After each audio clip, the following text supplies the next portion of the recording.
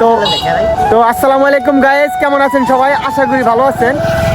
আজকে আসছিলাম একটা এলাকায় ঘোরার জন্য, তো ছোট ভাই ব্রাদারের সাথে দেখা হয়ে গেল। তো দেখা হয়ে খুবই ভালো লাগলো।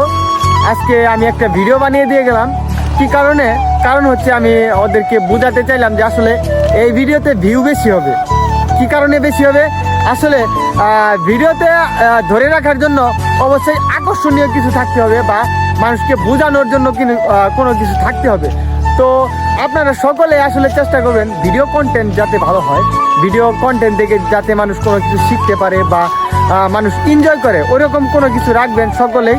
তাহলে কিন্তু ওই ভিডিওগুলো বেশি ভিউ করবে। তো সকলে এইভাবে ট্রাই করতে থাকেন।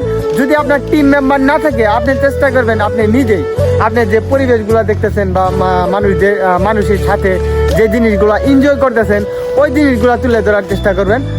মানুষের মুভমেন্টগুলো তুলে ধরার চেষ্টা করবেন, মানুষকে কোনো কিছু শেখানোর চেষ্টা করবেন বা কোনো কিছু বোঝানোর চেষ্টা করবেন। ওই ভিডিওগুলো কিন্তু আসলে রিচ করবে।